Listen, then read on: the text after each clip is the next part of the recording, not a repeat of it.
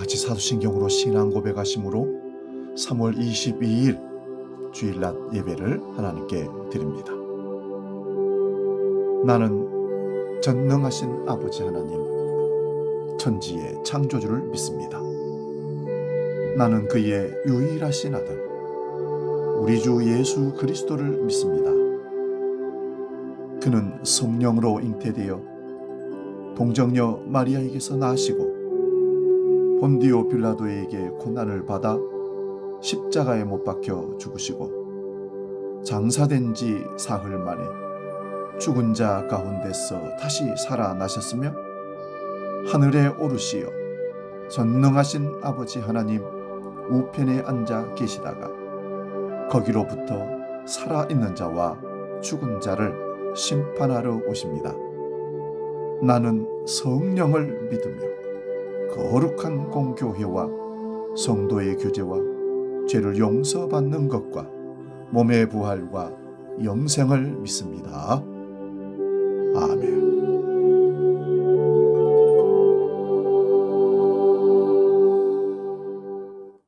찬송가 502장 빛의 사자들이여 함께 찬송합니다.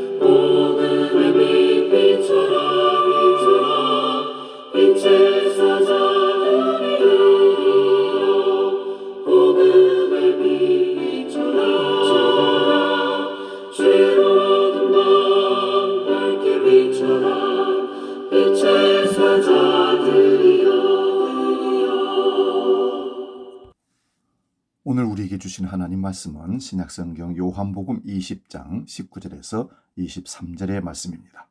신약성경 183면에 있습니다. 요한복음 20장 19절에서 23절 봉독할 때에 살아계신 주님의 음성을 들을 수 있기 바랍니다. 지금 봉독합니다. 이날 곧 안식구 첫날 저녁 때에 제자들이 유대인들을 두려워하여 모인 곳에 문을 닫았더니 예수께서 오사 가운데 서서 이르시되 너희에게 평강이 있을지어다. 이 말씀을 하시고 손과 옆구리를 보이시니 제자들이 주를 보고 기뻐하더라. 예수께서 또 이르시되 너희에게 평강이 있을지어다.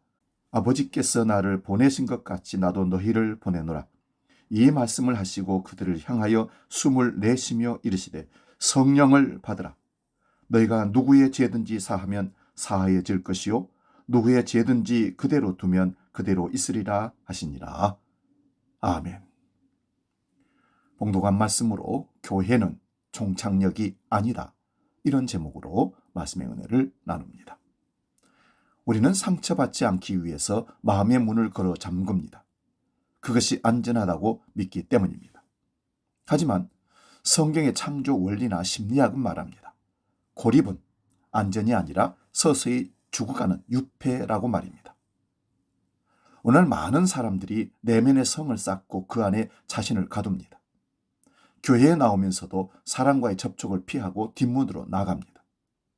상처받기도 싫고 주기도 싫다는 방어 기제를 사용하는 것입니다. 하지만 하나님은 우리를 관계 안에서만 행복하도록 설계하셨다는 사실을 기억하시기 바랍니다. 그렇다면 어떻게 두려움 없이 자신을 열고 다른 사람들과 함께 삶을 나누며 관계를 맺으며 살아갈 수 있을까요? 상담가에게 찾아가면 되겠습니까? 상담가들은 누군가 마음 놓고 자신을 열어볼 수 있도록 훈련받은 사람들입니다. 그러므로 문제가 있을 때 그렇게 훈련받은 분들의 도움을 받는 것은 매우 좋은 일입니다.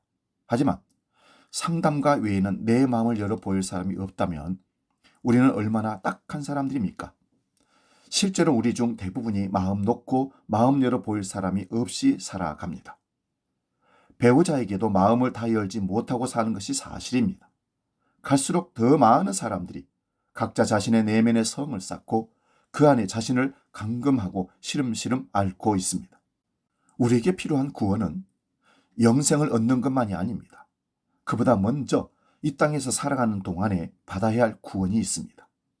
우리 스스로 자신만의 성을 쌓고 우리 자신의 손으로 문을 안으로 걸어 잠그고 우리 스스로 자신의 손과 발에 족쇄를 채워 감금한 이 감옥으로부터 구원을 받아야 합니다. 자기 스스로 만든 감옥이니까 스스로 깨치고 나오면 되지 않을까 싶겠지만 우리 마음에 있는 불안과 두려움이 치료되지 않고는 우리는 우리 자신을 해방시킬 수 없습니다. 더 이상 상처를 받지 않기 위해 우리 스스로 파고든 감옥이기 때문에 우리의 내면에 어떤 변화가 일어나지 않는 한 우리는 영원히 그 어두운 그늘 속에서 웅크리고 있으려 할 것입니다. 누군가 우리 내면을 짓누르고 있는 불안과 두려움을 치료하고 다시금 세상을 대면할 용기를 회복시켜 주야만 합니다. 우리에게 이 같은 내면적 변화가 일어나게 하실 수 있는 분이 바로 부활하신 예수 그리스도이십니다. 부활하신 우리 주님께서는 우리 내면을 짓누르고 있는 불안과 두려움을 치료하시고 우리의 영을 새롭게 하셔서 빗장을 풀고 세상을 향해 나가도록 변화시키십니다. 오늘 본문 말씀이 이 진리를 증언합니다. 예수님의 제자들은 그들의 스승을 십자가에 처형한 유대인들이 자신들에게까지 복수를 뻗칠 것을 두려워하여 예루살렘의 어느 구석진 집에 모여 문을 꼭꼭 걸어 잠그고 숨어 있었습니다. 그들은 세상이 두렵고 무서웠습니다. 문을 열고 바깥으로 나갈 용기가 그들에게는 없었습니다. 만일 그들에게 어떤 급격한 변화가 일어나지 않는다면 그들은 사람들의 눈을 피해 숨어 다니며 일생을 보냈을지 모릅니다. 그렇게 함께 모여 서로 부둥켜 안고 식어가는 체온을 가까스로 유지하고 있는데 갑자기 부활하신 주님께서 그들 가운데 나타나십니다. 주님은 제자들에게 너희에게 평강이 있을지어다 말씀하십니다. 당황하는 제자들에게 자신이 죽었다가 부활한 나사렛 예수란 사실을 드러내 보이면서 그들의 마음을 다시금 위로하십니다. 제자들은 그분의 정체를 알아보았고 그 순간 그들의 마음을 짓누르고 있던 불안감과 공포감이 연기처럼 사라져 버렸습니다. 그때 예수님은 제자들에게 본문 21절에서 이렇게 말씀하십니다. 아버지께서 나를 보내신 것 같이 나도 너희를 보내노라. 예수 그리스도는 창조주 하나님 아버지와 함께 계셨던 분입니다. 하나님께서는 이 세상을 너무도 사랑하신 나머지 그 세상을 구원하시기 위해 그 아들 예수 그리스도를 이 땅에 보내셨습니다. 이 세상을 구원하기 위해 하나님께서 그 아들 예수 그리스도를 세상에 보내신 것처럼 예수님께서도 당신의 제자들을 세상에 보내시겠다는 것입니다. 그렇게 말씀하신 다음 22절을 보니 아주 흥미로운 기록이 있습니다. 이 말씀을 하시고 그들을 향하사 숨을 내쉬며 이르시되 성령을 받으라. 이게 무슨 뜻일까요? 우리가 훅 하고 숨을 불면 그것은 단지 공기에 불과합니다. 하지만 부활하신 예수님의 숨은 단지 공기가 아니었을 것입니다. 그분의 몸이 우리의 몸과 달랐기 때문입니다. 그 몸에서 나오는 숨은 단순한 입김이 아니었을 것이 분명합니다. 그것은 태초에 하나님께서 아담의 코에 불어넣으신 생명의 기운과 같은 것이었을 것입니다. 그 숨, 그 생명의 기운을 불어넣으시면서 예수님은 성령을 받으라 말씀하십니다. 태초에 진흙덩어리 아담을 생명으로 살아나게 했던 그 생명의 기운이 제자들의 내면에 차오르기를 축원하신 것입니다. 예수님께서 그들에게 생명의 기운을 불어 넣어주시자 제자들은 전에 보지 못한 경험을 하게 됩니다. 마치 쪼그라져 있던 풍선에 갑자기 바람이 차오르고 황량했던 광야가 한순간에 초원으로 바뀌는 것 같다 할까요? 이로써 제자들은 다시금 세상을 대면할 용기를 얻었고 세상에 의하여 상처받는 것을 두려워하지 않게 되었으며 그리하여 담대하게 세상을 향해 나아가 복음을 전하고 세상의 구원을 위해 일할 힘을 얻게 되었습니다. 우리가 이 땅에 육신을 입고 살아가는 동안 받아야 할 구원이란 바로 이런 것입니다. 오늘도 성령을 통해 우리와 함께 하시는 예수 그리스도께서는 우리 내면을 억압하고 있는 불안감과 두려움을 몰아내시고 참된 평안을 안겨주십니다. 그리고 부활의 숨, 진흙 덩어리를 생명으로 변화시킨 그 생명의 기운을 우리에게 불어넣어 주십니다. 우리의 내면에 하나님의 영으로 가득해지도록 해주십니다. 그 생명의 기운으로 인해 우리의 마음에 희망이 차오르고 얼굴빛이 변하며 발걸음이 달라집니다. 우리는 세상 안에서 살아가면서 한없이 넘어지고 쓰러집니다. 세상에서 받는 위협에 짓눌리고 세상에서 받는 유혹에 넘어갔습니다. 우리는 세상 안에서 늘 희생자였습니다. 예수님의 비유대로 일 가운데 버려진 한 마리 양과 같았습니다. 그래서 마음의 문도 닫아 걸고 집의 문도 닫아 걸었습니다. 할 수만 있으면 스스로 만든 철옹성 안에 피신하기를 탐했습니다. 하지만 예수 그리스도를 믿어 창조주 하나님을 아버지로 부르고 성령을 받아 부활하신 예수 그리스도를 섬기며 살아가면 그 능력으로 굳게 닫힌 문을 박차고 이 세상 안으로 나아갈 수가 있습니다. 그 능력으로서 우리는 이 세상의 위협을 대체할 수 있으며 세상의 유혹을 이길 수 있습니다. 이리 가운데 놓인 한 마리 양처럼 무력한 존재였으나 그 연약한 양 앞에서 이리들이 슬금슬금 뒷걸음질을 칩니다. 그런데 여기서 기억할 것이 있습니다. 우리가 문을 박차고 세상으로 나가기 전에 먼저 그리고 정기적으로 교회로 모여야 한다는 사실입니다. 제자들이 함께 모여있던 그 쪽방이 실은 교회였습니다. 믿는 사람들이 모여 있으면 그곳이 바로 교회가 됩니다. 그곳에 주님이 찾아오십니다. 그리고 우리를 바로 세상으로 보내시는 것이 아니라 함께 모이게 하고 기도하게 하고 준비케 하십니다. 초대교회도 성령을 받고 교회에 모이기를 힘쓰고 세상에 나아가 세상을 구원하기 위해 일할 준비를 했습니다. 믿음 안에서 다른 사람을 참되게 만나고 마음을 열고 사귀는 훈련을 합니다. 세상에 나아가 해야 할 가장 중요한 일은 사람을 만나는 일이기 때문입니다. 복음을 전하기 위해 우리는 먼저 사람을 참되게 만나야 합니다. 먼저 자신의 마음을 열고 다가가야 합니다. 그런데 그것은 섣불리 할 수 없는 일입니다. 그래서 훈련이 필요합니다. 교회가 이 훈련을 하는 곳입니다. 교회의 본질은 관계에 있습니다. 사귐입니다. 나를 열고 다른 사람을 만나 사귀는 곳입니다. 인격적이고 친밀한 사귐 안에서 치유받고 회복되며 성장하여 우리 각자가 온전함에 이르도록 힘쓰는 것이 교회가 존재하는 이유입니다. 위로는 하나님과의 사귐이 깊어지고 옆으로는 형제 자매들과의 사귐이 깊어지도록 힘쓰는 것이 교회로 모여서 하는 일입니다.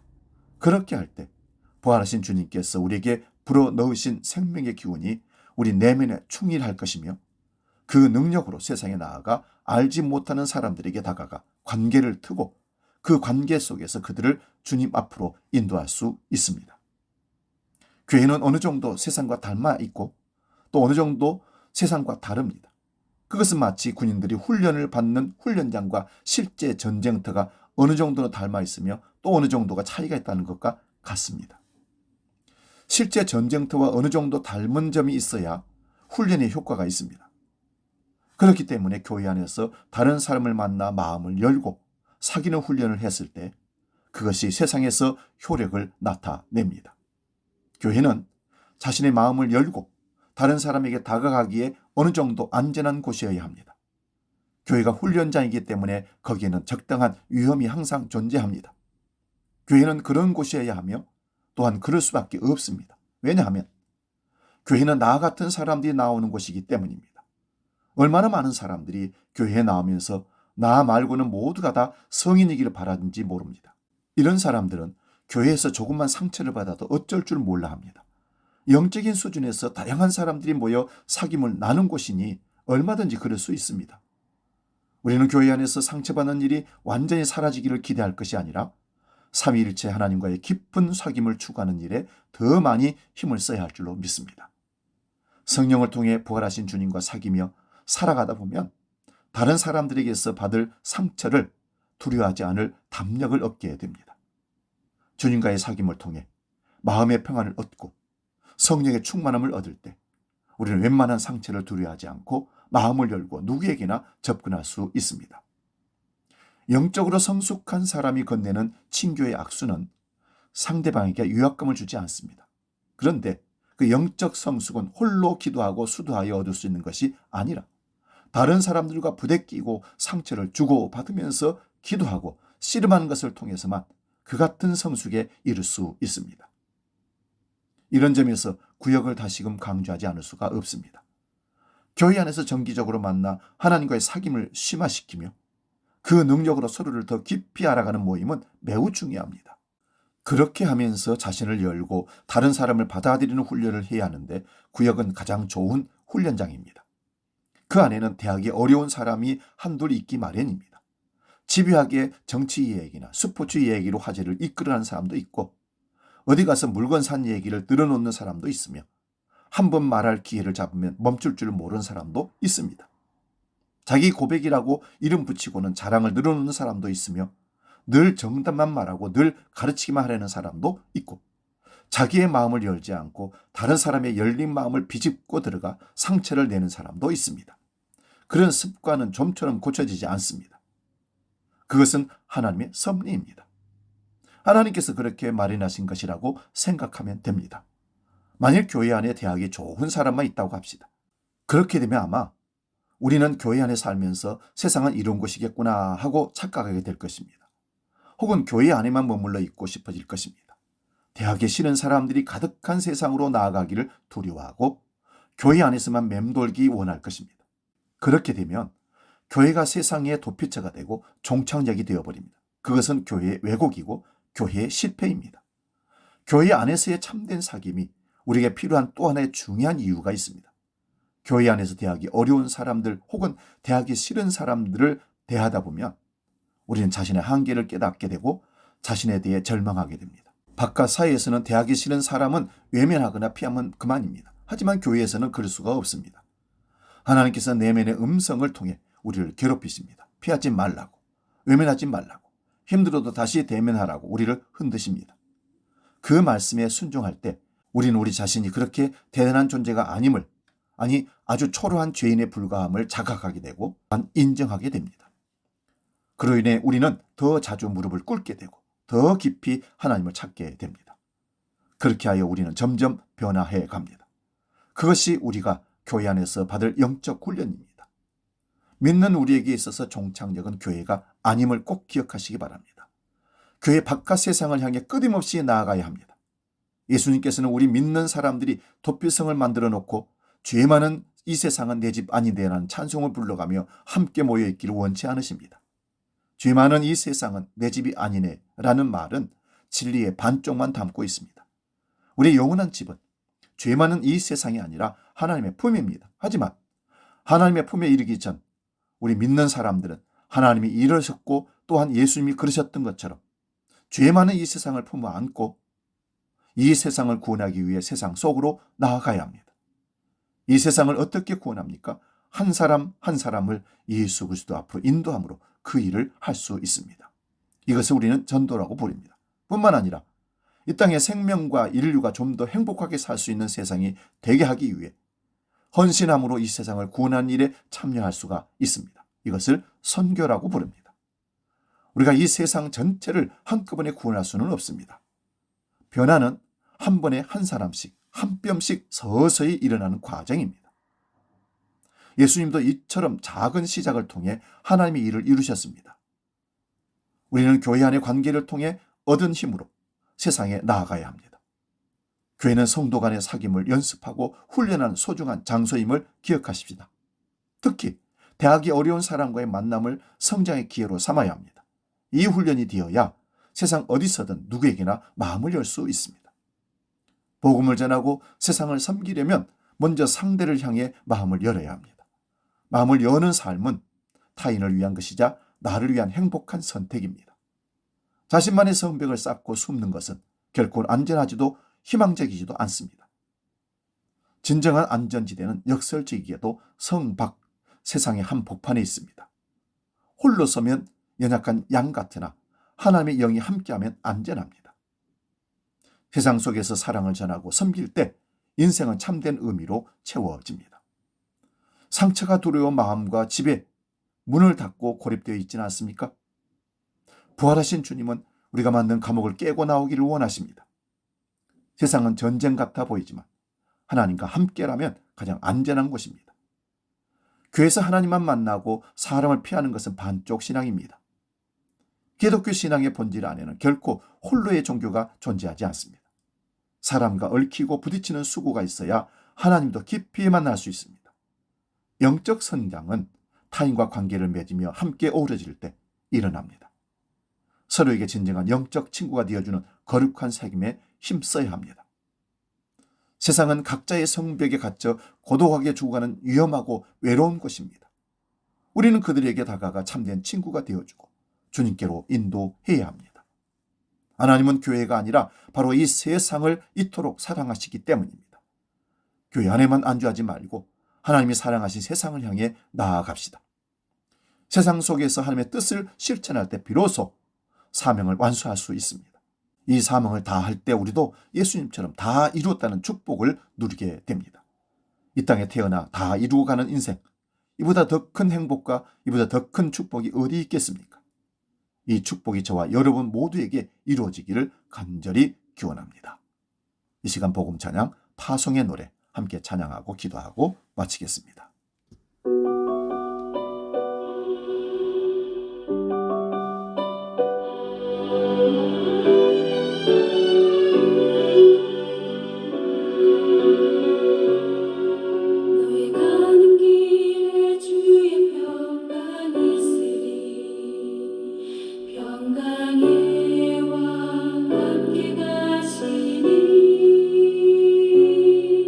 너의 걸음걸이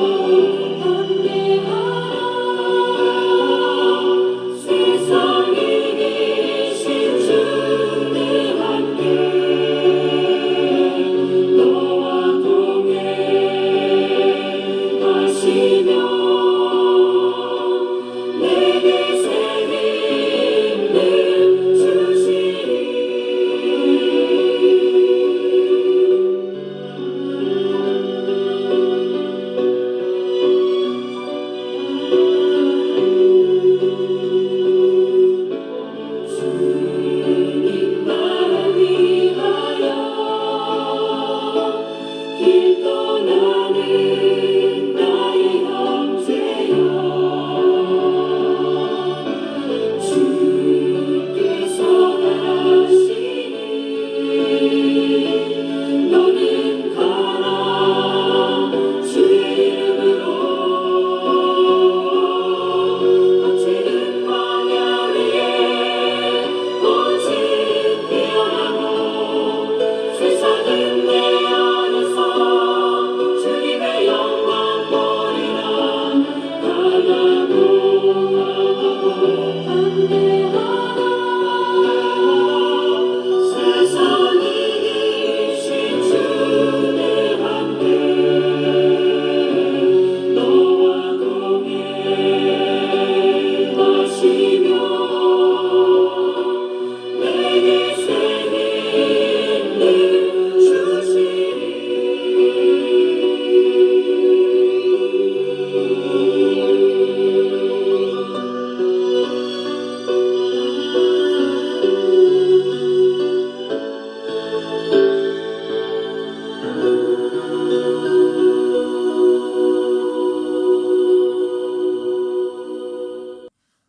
기도하겠습니다. 하나님 아버지, 상처받는 것이 두려워 스스로 만든 마음에 감옥에 갇혀 지내온 제 연약함을 불쌍히 여겨 주옵소서. 오늘 저희가 잠가던 빗장을 뚫고 찾아오셔서 세상이 줄 수 없는 하늘의 평강을 우리 영혼에 가득 채워주기를 간절히 소원합니다. 태초에 흙에 생기를 불어 넣으셨던 것처럼 주님이 부활의 숨을 우리에게 불어 넣으시사 다시금 세상을 마주할 용기를 회복시켜 주옵소서. 교회 안에서 형제 자매와 부대끼며 사랑하기를 연습하게 하시고 그 관계의 능력을 힘입어 세상 속으로 담대히 나아가게 하여 주옵소서. 나만의 성벽을 허물고 누군가의 진실한 친구가 될 때 주님이 꿈꾸신 참된 행복과 인생의 의미를 발견하는 축복을 허락하여 주옵소서.